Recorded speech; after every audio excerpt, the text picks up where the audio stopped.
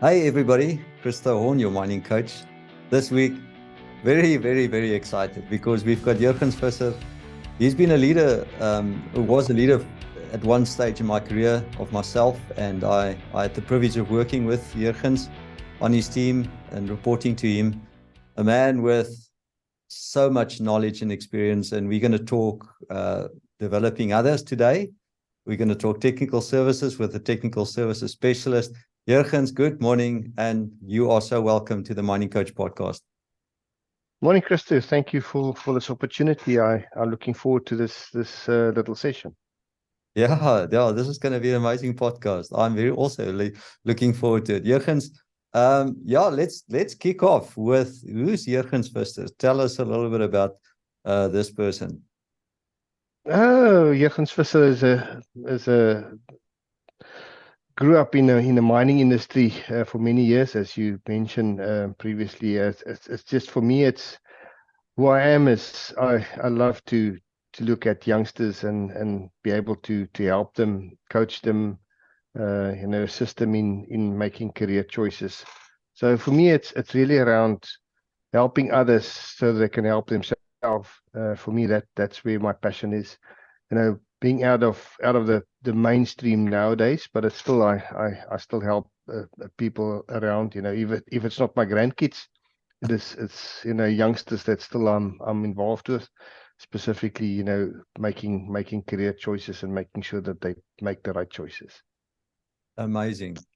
Yeah, you've also been a mentor and a coach to myself, while I was working for you and in your team, but also now of many years afterwards, and we still have this connection. And I have been on the receiving end of your passion for people. So, and that passion just sparks the same passion in other people like myself. And now this is what we love doing. We love sharing that knowledge. And Jurgens, about your career, tell us a little bit about this long career that you've had. Yeah, hi, Chris. I think I'm very fortunate. Started on the mines way back in 1975. You know, as a tried to find something in the mining industry. So I started as a sampler, Okay. and really I enjoyed in the coal face, chipping and using a hammer and chisel those days. So before you could even become a sampler, you have to do the hard work yourself. So that's where it started, and then eventually I moved over to survey, and I was always passionate around studying and trying to say, well, if I want to get out of from underground, I need to get my mine survey certificate of competency, which is quite a difficult certificate to get. It's not that easy. Even in those days, it was very tough. And so I obtained my mine survey certificate of competency. It took me years, but I actually got that. And then soon after I got my certificate, I was approached by the then Anglo-American Gold and Uranium Division to go and study full-time at Wits University in Mineral Resource Management 4-year degree, which was quite exciting. I made some noises in my young days, and listen, the company is actually only taking youngsters into the universities and technical colleges. What about our older guys that's still in the system? So yeah, then I got in service bursary, and that was the change in my whole career. I went to varsity. It was tough going, being out of school for a long time, and then in mainline university, it was very tough. But perseverance is, I think, one of the things that maybe our youngsters can pick up here, is that set yourself goals and go for it, and don't turn back, Yes. because you can only better yourself if you actually stick to your guns and do it. So Mhm. so after 4 years, I've got my degree in mineral resource management. And by the way, I think back now in this industry, I think there's only two of us left. Wow. Practicing this career, and it was one of those fantastic degrees that I really think it made me as a person knowledgeable in all aspects of mining, from geology, mining, metallurgical accounting, rock engineering, ventilation. It covered all the aspects of technical services, which was fantastic. So, and that actually, assisted me in be a mineral resource manager. And then after that, I became a chief surveyor just soon after I left university, and I was appointed at Elandsrand as a chief surveyor, and then my career just started to blossom from there on. I went to head office and was head of technical services for a long while, and then I tried to see if there's other avenues in other metals. So I joined Platinum. So I was at Anglo Platinum for a year as the mineral resource manager. And then this opportunity from Lonmin came about, which I was then heading up the technical services Lonmin, where I actually met you. And that's where my career actually ended as well, after a long spell over 40 years. But I'm still practicing. I'm still involved in the industry. So as I sit here, I still have some responsibilities, but that's life, and keep me young. Yeah. And I enjoy what I'm doing. Yeah, you do. You do. I can testify to that. You do enjoy what you're doing, and we always have very energetic conversations about what you're busy with. And when we spoke about this before the time, and you volunteered and you said, yes, I'll be on the podcast, and thank you for that. Thank you for just being here today. It's lovely to have you on the show. You said, and we discussed the topics, and you chose developing others as a topic. Why that topic? I think it's just a passion from very early age. I remember my dad played a very important role. We grew up on a farm, and really his practical and theoretical knowledge that he actually gave me actually assist me in coaching others as well. And then I became a coach to all of our workers on the farm, and we had such a good relationship, because knowledge is, for me, was power, and then the benefits that you're getting from a trained worker was immense, specifically in farming. And when I joined Anglo American Golden Rand Division back in '75, we had a guy there, one of the section surveyors, Paul van der Merwe, and he actually took us youngsters and said, listen, guys, if you want to actually be something, you need to be coached. And he actually took over a coaching role, and we have to attend classes in the morning or late afternoon, and actually assist us to pass the old Anglo American certificates, advanced survey and advanced valuation, and all of those certificates, just as part of our training program.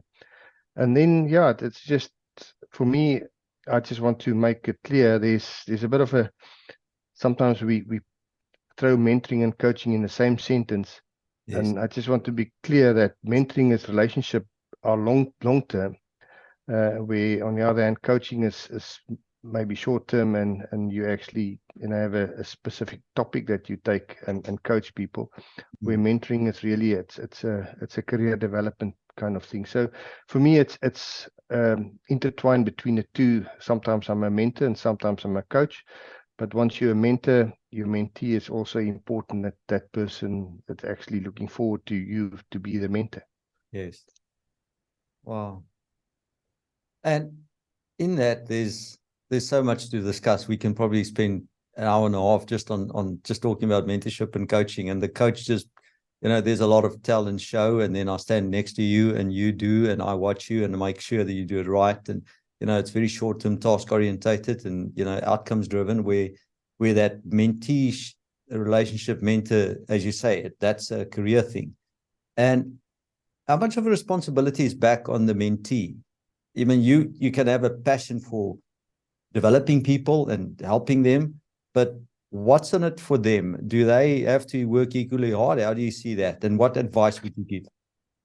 I think it's important that the mentee understand the journey that he or she is on. It is not as I just mentioned, it's not a short-term thing. It's you need to be to absolutely in it for yourself. You have to take time, and you have to make time for yourself to be available. And what's important here that I said when I was a mentor is that is not the mentor's responsibility to set up the sessions. Yes. For me, it was the mentee's responsibility. Yeah. It was make that person responsible to set up the sessions, and you as the mentor will make time to actually take it. So for me, the mentee is really it's the passion that he or she will demonstrate in be a mentee that is really responsible and trying to take time. And I said to them many times, don't come and waste my time. And you know, because in that whole process, there's tasks and there's responsibilities that I give that mentee. And listen, go and research this topic, or go and read about this book. And the next time when it's our session, you know, I'll say, well, all right, tell me about your responsibilities. How did you go? And I had to send some of the mentees out of the office. Just listen, sorry, don't come and waste my time. So it's that kind of relationship that you sometimes need to have. Don't make them afraid of yourself. Yeah. You know, make sure that at least they are responsible. So for me, mentees out there listening, you know, you have responsibilities, and don't come and waste the mentor's time. So and it's really it's all about your responsibilities that you need to take on, specifically if you're given tasks, because the mentor will ask you, listen, did you read that book, and tell me about the book, or tell me about this problem that you have to solve. Yeah. Well, it makes me think, as you were talking, and sorry, this one, I didn't prepare you for this one. It makes me think about that one time you taught me the principle about conveyor belt principle.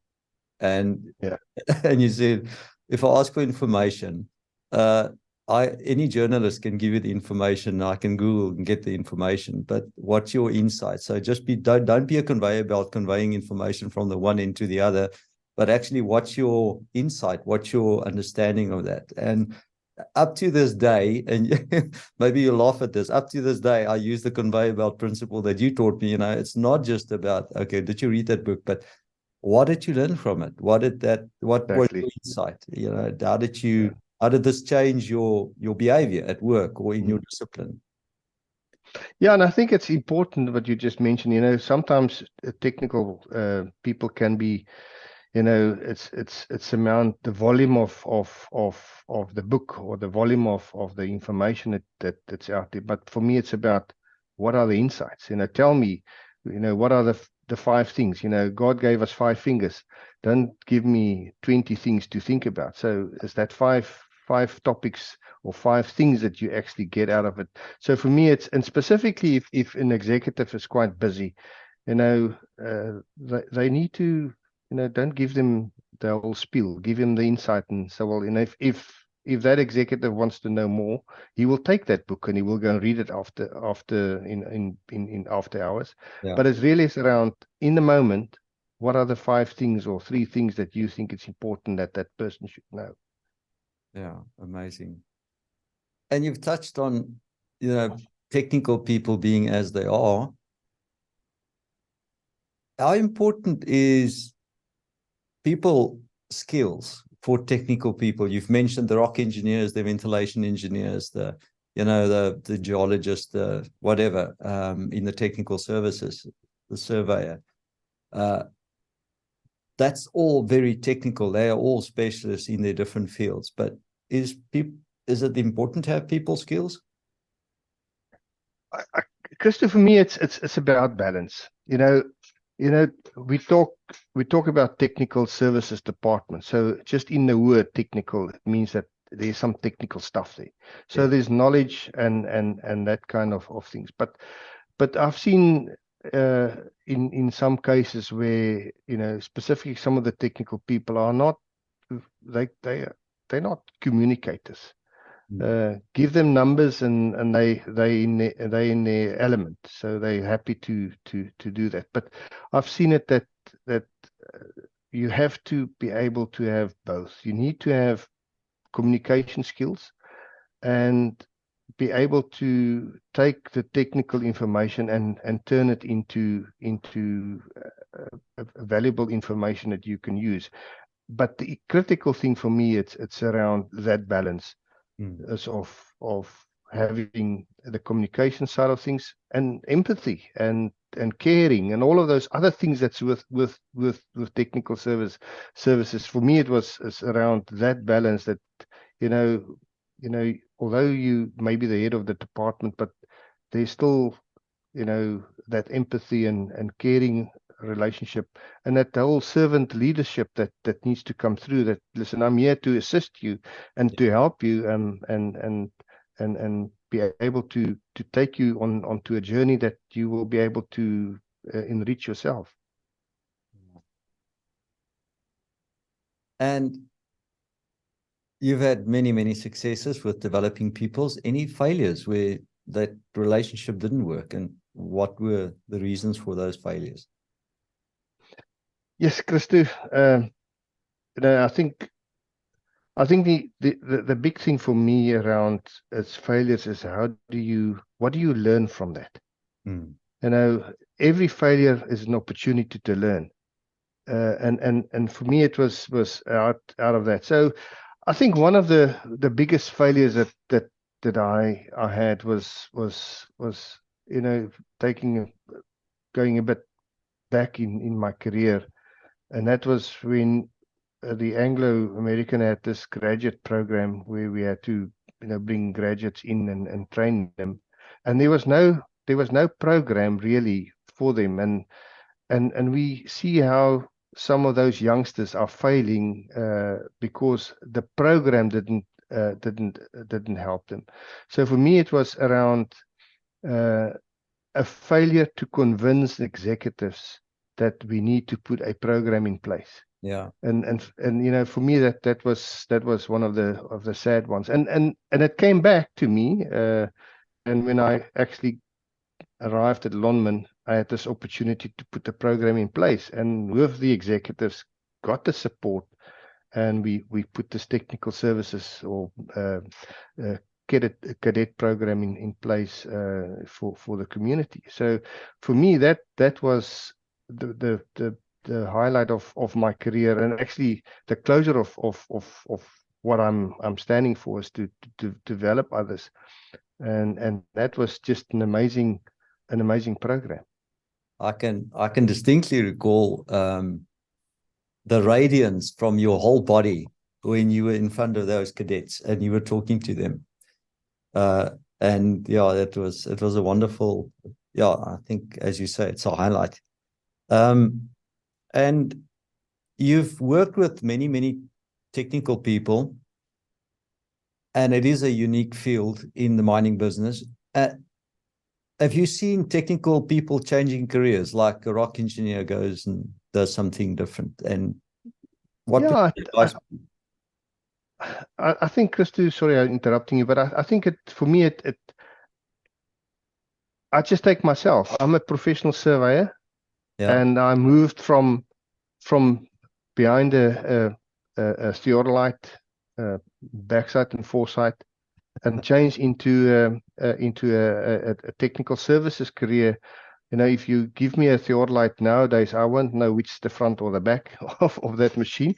But so you change careers, and I've seen in the past as well, people in the technical discipline change into mining, and I tell you, very successful and actually excel in that area. And there's a couple of examples that people were chief surveyors, they were rock engineers, and they decide, listen, I'm going to change into mining. And I think it's their passion, where their passion lies, is that, listen, now I've done this, so I'm happy with what I achieved, but I want more.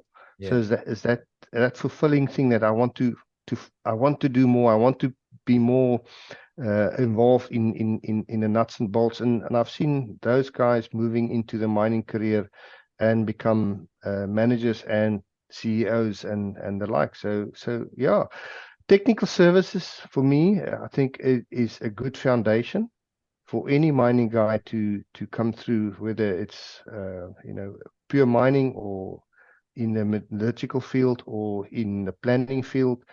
We've seen a lot of people changing out from being a pure survey to planning, and we had extremely competent planning individuals out there in the field with understanding this whole computer-aided drafting systems and so on. But that's where I see people change careers and make a big success out of it. Yeah. And just to the women listening here, when we say guys, it means really both genders here. And on that point, Jurgens, you were one of the first people that like pioneered women in the technical services. Would you like to just talk about a few examples there? I distinctly remember, the phase that I was with you, and you did a fantastic job with the women planners there. Yeah, I think it started even before my day in Lonmin. Is if you look at the old Anglo-American days, is that our drafts people were always women, and they're competent in that. Yeah. And I just said to them one day, we were in a room and we're busy with converting using some of the mining technical systems through a certain company. And I just said to them, listen, if you seen your job today, in 5 years' time, this job will not be the same. You're going to be a different kind of job. And they said, well, what will be that different kind of job? I said, most of you ladies will actually be in planning. Wow. You will be either a planning person using these tools, or you will be in an administrative role where you're actually making sure that the quality and the work done by all of the mine planners are done properly. So there they moved in, and then I remember distinctly back then I had a lady that worked for me, and we in the year 2000 with all of the millennium stories and so on. Yeah. We started off and I was moved out of mainstream into the IT world for that period. Wow. Where we developed a systems for actually to make sure that we compliant with the millennium change, and there I had a lady that came through as a survey clerk, and I trained her up, and eventually she became a senior person in Anglo in the IT world, although she's from a survey background. So for me that's quite nice. And then there's a one particular lady, and I might just mention her name, Tabitha Machava. He was a graduate at Anglo Gold Ashanti, and also through be a mentor for her, and she was one of the examples that I said, listen, go out, go and redo, and go and do your work that I ask you to do, and today she's an successful MRM manager in Sabanya. So it just shows you that sometimes just a bit of guidance you actually set people up. I had another lady that through the cadet program, for instance, a Promise. She was part of the cadet program, finished her first year, and out of the cadet program, we selected the top people to go to varsity. So there was 4 of the cadets that went to varsity, and Promise was one of them. And I actually assisted her in helping her to find accommodation and help her financially as well a little bit. But today she got a degree, she got a honors degree, and she's now on her way to become one of the next leading mine surveyors in the country, as a youngster coming from nowhere. Actually, she's from Limpopo, and if you look at the program, how actually that developed is actually we earmarked the communities, and And what's exciting about it, when we put it through, and also I must mention Sandra Sandra Lloyd as well, that helped me with that program. But when we actually put the program together and we brainstorm how it's going to look like, when we put the advertising out for this cadet program, we found there was over 500 applicants. Wow. So we had to sift through that and find people. And what's critical for me is where those people were coming from. They were from the local communities was our first port of call, and then we actually just spread it until we find the right people. And I remember distinctly, and it still makes me quite emotional, because one of the youngsters was saying, "Meneer, yesterday I was carrying water for my oma. Today, after this program, I can actually, she's got now running water in a little shack that she's got because of this program." So it just shows you uplift people, and they just shine. Yeah, they do. You're making me emotional. Sorry, everybody. Yeah, this is awesome. This is exactly why we do this. We do this because there are people that that benefit from us trying to add value. Jurgens, thanks for sharing that. I've lost my track now totally. Let's just take a quick break.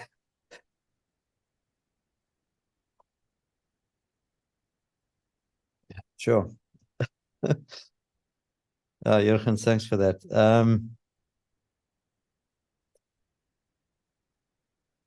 Have you got advice for somebody that's listening to this now and realizing, look, mentorship and coaching does make a difference, and I don't have anybody.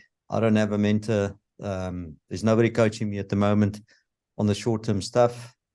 What advice do you have for them?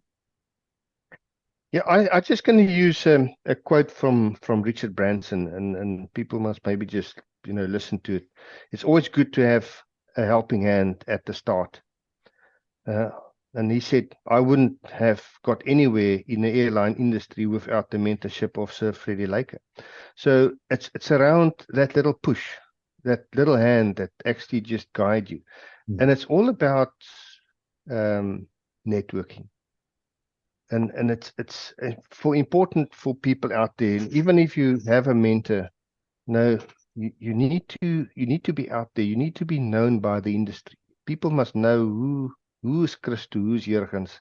There's a lot of other things out there. You got LinkedIn, you got social media.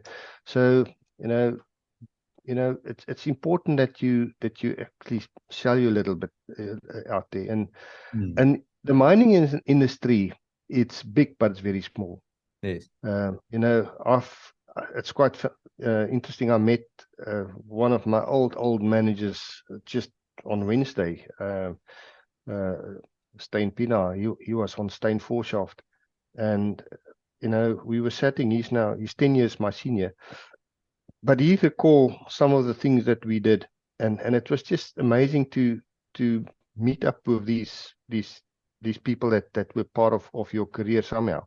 But it's around it's find the right mentor or a coach, and be able to get into that coaching role or mentee role that you actually cut yourself out a bit of what you want to achieve.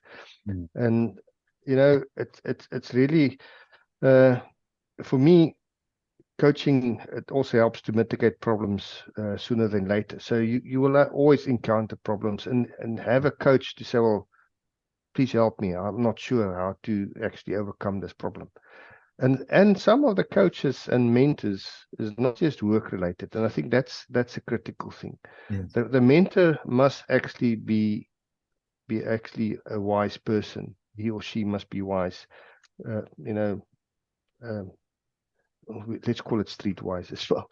So because some of these mentees coming and ask, have struggling questions and of life and and and financial struggles, and so be able to if you can't assist, at least direct the person into the right place. Mm. Wow. You're making very powerful, contribution here. And Jurgens, I'm having serious fun today, but this is a very deep conversation at the same time. It's really awesome. Is it just one mentor? Do you have more than one, or is it just one? What's your view on that? Christo, I think it is various view. For me, I don't want to mix things up. If you have a mentor that actually are quite active, then you can actually go through that mentor as one person. But I just want to qualify that as well. As remember, it's not a mentor for life. You can actually, as you grow, you find another mentor, and be able to take that through. And one of the things that I've learned as well, sometimes you have to find a mentor outside your comfort zone. We tend to find I'll ask my boss to be my mentor. Yes. I don't think it's a wise thing. I think sometimes you need to be taking somebody that's totally outside your area of expertise, because that's why you want to be able to get additional information from somebody else. Yeah. I always say that you can have various mentors. You can have somebody that mentors you on financial matters, somebody on relationship matters, somebody on technical matters, and definitely as we grow and as we develop, we find different people. And as you said, the networking is so important, because that's where you find the people that you look up to, and maybe they say yes to that relationship. And nowadays there are coaches that are offering that service to help you in your career. Jurgens, would you mind sharing some of the biggest lessons in your career? Yes, I think I know there for are me, but I think the ones that stand out? Yeah, I think the biggest lesson for me is when you are given an opportunity, you must grab it and make it your own. I just take my circumstances where I was offered a in-service bursary. If I said no at the time, I would be much poorer in knowledge that I am today. And it's really around grab those opportunities and make it your own, and then also prepare to make sacrifices, but not selling your soul. But I think in my personal circumstances, I had to make a sacrifice, and I paid a price for it. And unfortunately, that's the way it is. And looking back now, it is.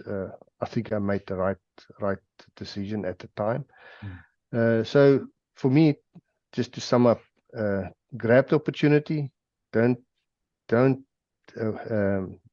Now, if there's a sacrifice, weigh it up. Make sure it will suit your circumstances, and take that sacrifice. And sometimes, a sacrifice could be a salary cut. It could be, those kind of sacrifices that you have to make. Maybe move out of your comfort house where you stay, and you have to stay in a small little place because you're now a student. So those are the things that you need to take sacrifice. And then, for me, it's networking. This leads to increased opportunities and professional enrichment. Sure. My last one was, apart from what we have discussed and covered already, is there anything else that you would like to add? But maybe just the final one on my end.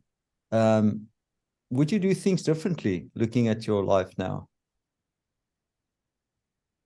Christo, no, I think for me, my career is such a fulfilling one. I remember, we're just talking about Stein Pienaar earlier on. I remember as a young server, I went to him, listen, Mr. Pienaar, I want to change to mining. His advice to me was, said, listen, Jurgens, go and get your survey ticket, and then you think about it. And sometimes you're entrenched in your career, and you just at that next moment that you can actually move your career a little bit, but then you drop off and you say, well, I'm going to do something else. And for me, that was the lesson I've got from him. Is listen, you know what you know, but go and make the best out from that knowledge that you've got. And looking back, I said to him, that was one of the wise words that he gave me. He said, listen, finish off what you're busy, and then you can think about going to mining. Yeah, awesome. That's really fantastic. Jurgens, it's been an absolute privilege to have you on the show. To all our viewers on YouTube and our listeners on this podcast, you've been blessed today with an amazing person that I know for many years, and he does what he says he's doing. He's passionate about people, and he loves them, and he develops them. And I'm a product of that development as well. He definitely features in some of the top leaders that I've ever had the privilege of being on his teams. Jurgens, thanks for your service today to the industry, and thanks for making me emotional about what we are doing here. And I really, today was a top one for me. Thank you so much, and enjoy what you're busy with. I know you're still very involved. I just want to close off with a saying through Albert Einstein. Success is not found in your circumstances. Success is overcoming your circumstance. So for youngsters out there, go out and find your success. Amen. Yeah, thanks for that. Thanks, Jurgens, and have a wonderful day. Thanks, Christo, and thanks for the opportunity. Thanks.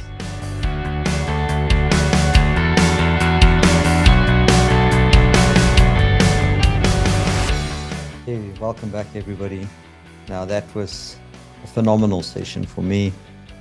I just want to recap what I've learned from Jurgens today. 5 things. Number 1, mentoring is focused on the long-term portion of your career, while coaching is more focused on the short-term task-orientated outcomes that you are driving. Number 2, it is the mentee's responsibility to set up the sessions with the mentor and the coach. Number 3, the importance of networking in your career and in your growth. Number 4, make and grab the opportunities that come your way. Make the most of them. And finally, number 5, he quoted Einstein right at the end, saying that your success is not found in the circumstances. Your success is overcoming your circumstances. Thank you very much for watching, everybody. Thank you for listening. You can find us at www.theminingcoach.com, where you can connect with us, to help us, or to reach out to us, and we will connect with you. There's all sorts of services that we do offer, and you're welcome to subscribe. And also share this with friends, share it with colleagues, share it with family. It is something where we pay it forward to somebody else that we can help. Thank you so much, and have an awesome day.